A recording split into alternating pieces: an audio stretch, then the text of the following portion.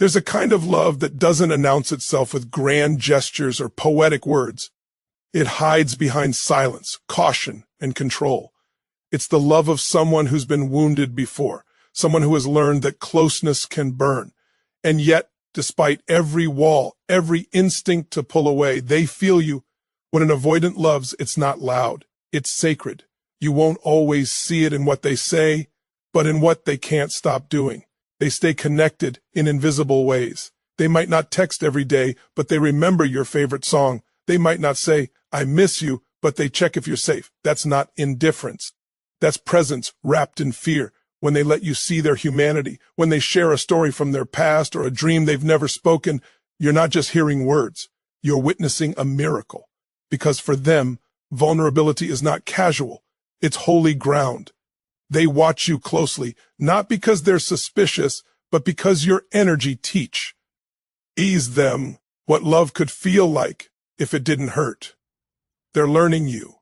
They're studying you like a foreign language they long to speak fluently, but are terrified to get wrong. And when they return after pulling away, that's not weakness. That's strength.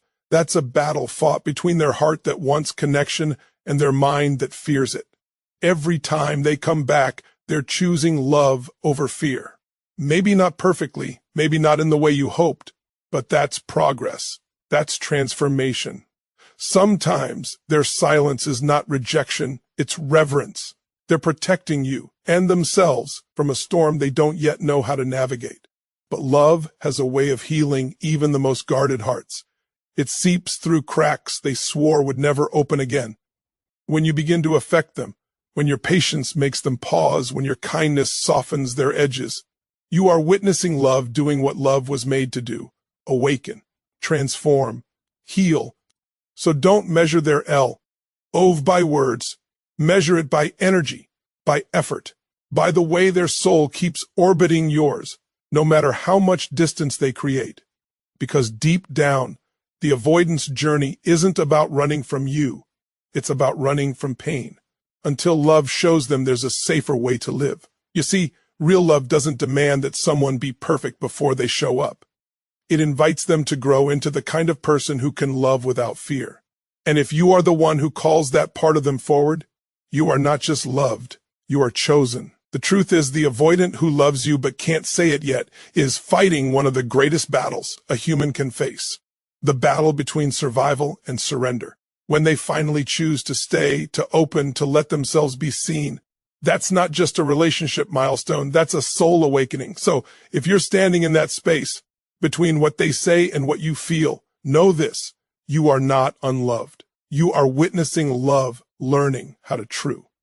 Stay again. And that, my friend, is one of the most divine journeys a human heart can take. They stay present even in their distance. It sounds contradictory at first. How can someone who pulls away still be present?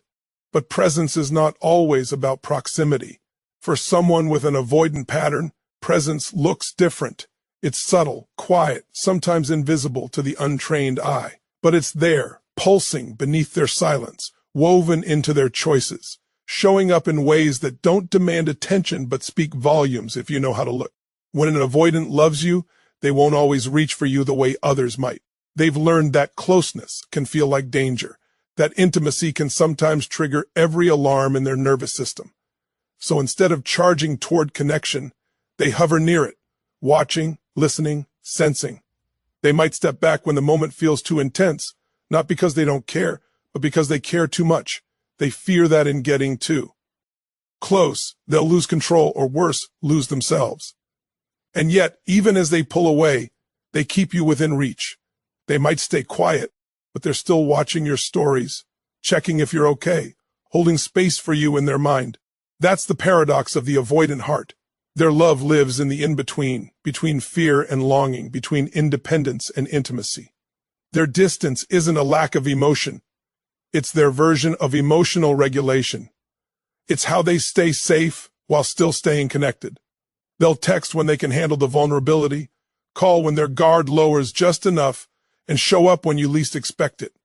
You may never see the internal war they fight before doing so. But make no mistake, every step toward you is a victory over fear. They show their presence in actions that seem small but carry depth. They remember your words even when they don't respond right away. They fix something you mentioned offhand because it mattered to you. They know. Tice your energy, your tone, the way your shoulders fall when you're tired.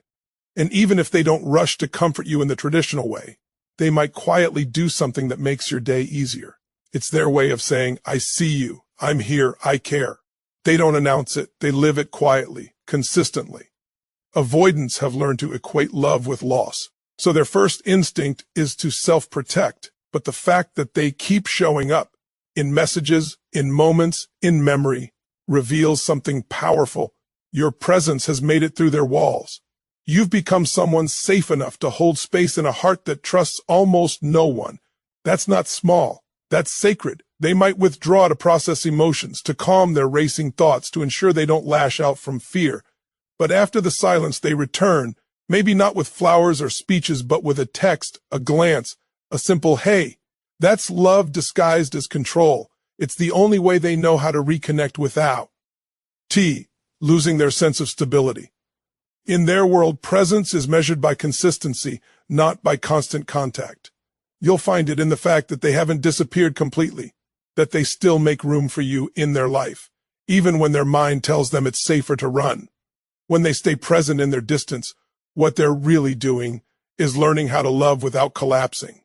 They're testing the waters of intimacy. Can they stay connected and still feel safe? Can they care deeply without losing themselves? Every time they choose to remain within your orbit, even if from afar, they're saying yes to love in the only way they know how. It's easy to dismiss that kind of love as cold or confusing, but it's actually one of the most courageous forms of affection there is. It's the love of someone who's choosing to stay when their instinct says leave. It's the love of someone who's slowly learning that distance doesn't have to mean disconnection, and that presence doesn't have to mean pain. When an avoidant begins to lower their guard around you, it's not a small thing. It's monumental. Their walls were not built overnight. They were constructed through years of disappointment, rejection, and fear. Every brick represents a moment when vulnerability was punished, when love felt unsafe, when being open meant being hurt. So when you begin to see cracks in that armor, when they start showing you small glimpses of their real self, their laughter, their frustrations, their fears, understand that what you're witnessing is a sacred act of trust. It's not casual. It's not convenient. It's courage. Avoidants live in a world where control equals safety. They control what they feel, what they share, how much they give, and when they give it. Their emotional world is tightly managed because unpredictability feels dangerous. But love, true love, doesn't fit into controlled boxes. It disrupts routines. It stirs the soul. It exposes the parts they've kept hidden, in from themselves. When someone like that starts to relax around you, when they begin to let go of the mask, you're not just someone they like. You're someone they trust enough to risk being real. That shift may look subtle from the outside. It's in the way their tone softens when they talk to you. It's in the way they make eye contact for a second longer than before. It's in how they begin to let silence hang between you without feeling the need to run. Those moments are sacred invitations. Each one says, I feel safe enough to breathe around you. You might hear them tell a story about their childhood, a dream they've never shared, or a fear they've carried for years. To you, it might sound like a simple conversation, but to them, it's a quiet revolution. You see, vulnerability for an avoidant isn't natural. It's learned. It's a language they were never taught, but are slowly trying to speak. They might stumble through it, get awkward, or retreat after opening up. But even those retreats are part of the process. It's not rejection. It's regulation. They're testing the strength of the bridge between you. Can it hold the weight of their truth? Will you meet them with empathy or judgment? Each time you respond with patience. Each time you hold space without pushing, you're teaching them that connection doesn't have to mean loss. Their guard lowering doesn't always look like emotional confessions. Sometimes it's laughter, real unrestrained laughter. For someone used to managing every emotion, laughter is pure surrender. It's the moment their spirit forgets to hide. Or it might show up in how they start showing you their world, the music they love, the places they go to recharge, the things that ground them. They're not just sharing details, they're inviting you into their private sanctuary. There's also the quiet honesty that begins to emerge when they start telling you how they really feel, even if it's uncomfortable. It's a sign of growth. Avoidants are you, said to keeping peace by keeping quiet. But when they start expressing their truth, even gently, it means they are beginning to believe that the relationship can handle realness. They're learning that love doesn't require silence, that authenticity won't drive connection away. To love someone like that is to see the divine unfolding, to witness a guarded heart remembering its own capacity for openness. It's to stand in awe of the courage it takes to unlearn fear. When they let their guard down, they're not just trusting you, they're trusting life again. And that's everything. So when they share, listen deeply. When they laugh, join them fully. When they retreat, hold space quietly. Because the lowering of their guard is not the end of their fear. It's the beginning of their healing. And you, by simply being patient, grounded, and real, become a catalyst for that healing. You remind them that love can be safe, that openness doesn't always lead to pain, and that sometimes, for the fur, seen time in a very long time, they can be fully seen and still be fully accepted. They observe you deeply, even in silence. It's one of the most powerful yet easily overlooked signs that an avoidant loves you, because love, for them, isn't loud or performative. It's quiet, deliberate, and often hidden beneath the surface.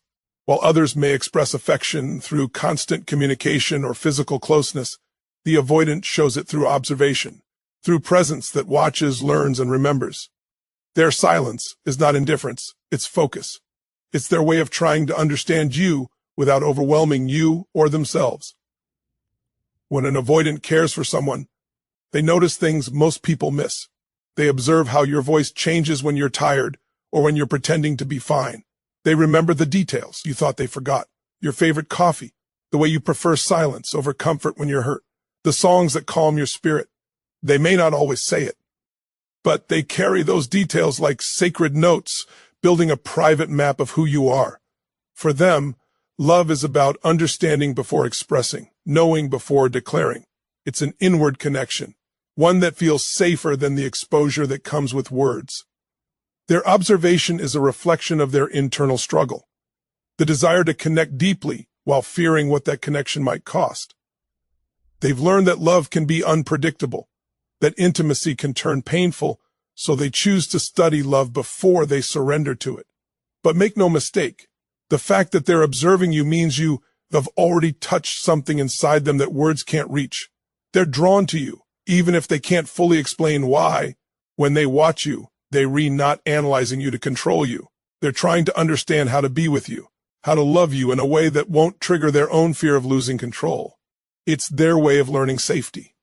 They observe how you respond to conflict, how you hold space for others, how you handle disappointment. Each moment teaches them whether they can trust you with their truth. It's not that they don't want to connect. It's that they're measuring whether it's finally safe to do so. Sometimes this observation can be mistaken for emotional distance. You might feel unseen or unheard because they don't verbalize what they're noticing. But if you pay close attention, you'll realize they express it through action. They'll do something small, fix something you mentioned once, bring you something you need without being asked, or create space for you when they sense you need it. Those gestures are not random. They're the result of hours of quiet observation. They love through understanding. What's beautiful, though, is how this deep observation slowly transforms them. The more they understand you, the more they begin to soften. Your consistency, your patience, your warmth. It begins to rewire their belief about love itself. They start realizing that closeness doesn't have to be chaos, that intimacy doesn't mean losing independence. Your presence becomes their lesson, teaching them that love can be peaceful, that connection can be safe. Over time, their silence becomes less guarded. The observation turns into sharing. They start to open up, to respond, to let you in. They move from quietly watching your world to inviting you into theirs. But it all begins with that deep, almost sacred act of attention. Because for the avoidant, observation is the first language of love. It's their way of saying, I see you, I'm trying to understand you, before I risk being misunderstood myself. So when they seem distant, remember this. They are paying attention more than they'll ever admit. They are taking mental snapshots of who you are, what you need, and how you move through life. Their silence is not a void, it's a form of devotion. They're not ignoring you. They're studying the art of loving you in the way they can handle. Always makes sense to the mind. It's a movement of the soul. And for an avoidant, that pull toward you represents a profound internal conflict. Their fear of closeness battling their longing for connection. Every time they return, it's a victory of the heart over the ego. You might notice it in the small ways first. They check in after weeks of silence. They react to your post even though they said they needed space. They find subtle ways to re-enter your world. A message, a question, a casual, "How have you been?" They might act as if nothing happened, as if the distance was just a reset. But behind that nonchalance is a storm of emotion. They've probably wrestled with themselves for days before reaching out. Their pride told them not to. Their fear warned them it might hurt again. But their heart, the part that remembers your energy and feels safe in your presence, brought them back. This cycle of retreat and return can be frustrating for the person who loves them. You might think, why can't they just stay? Why can't they be consistent? But for someone who has spent a lifetime associating love with pain, coming back is an act of courage. It means they're willing to step back into the fire of connection, even if they're terrified of getting burned. It means that the bond between you has become stronger than their instinct to run.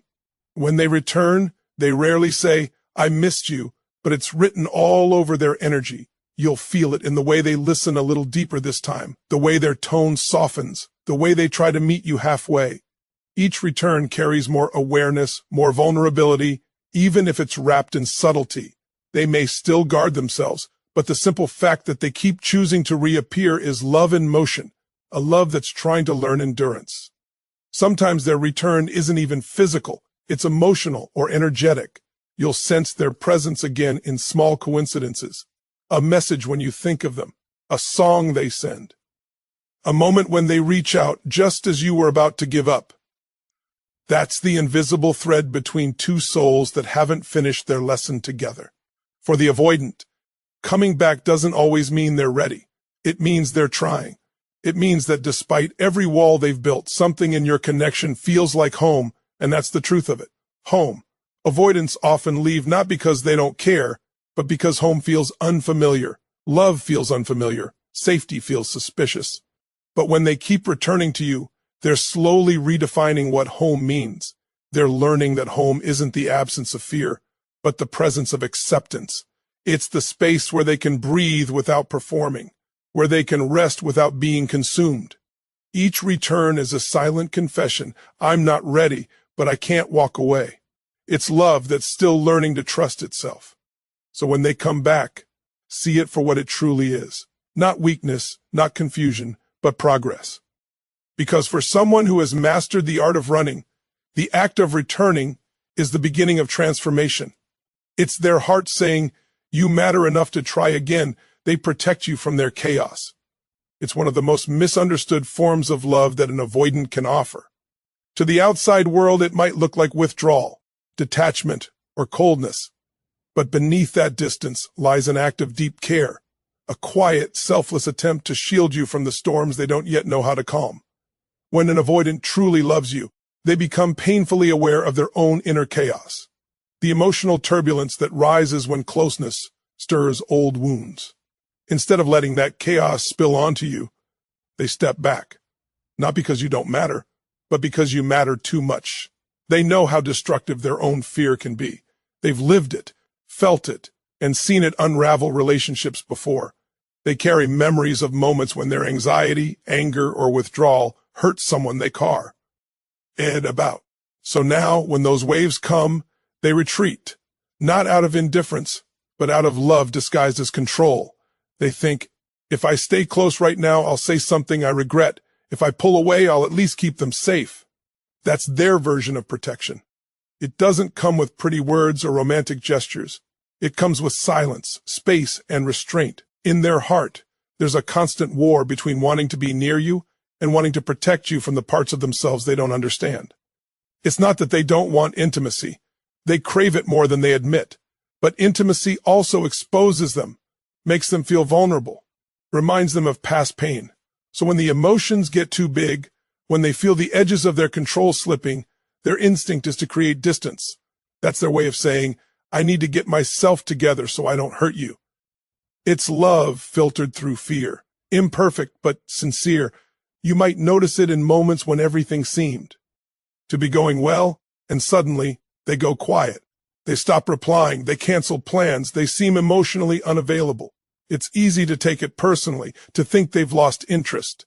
But in their mind, they're protecting you from the chaos they feel rising inside.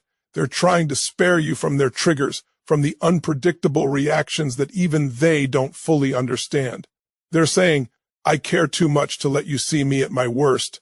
It's a strange kind of love, the kind that hides to keep from breaking what it cherishes.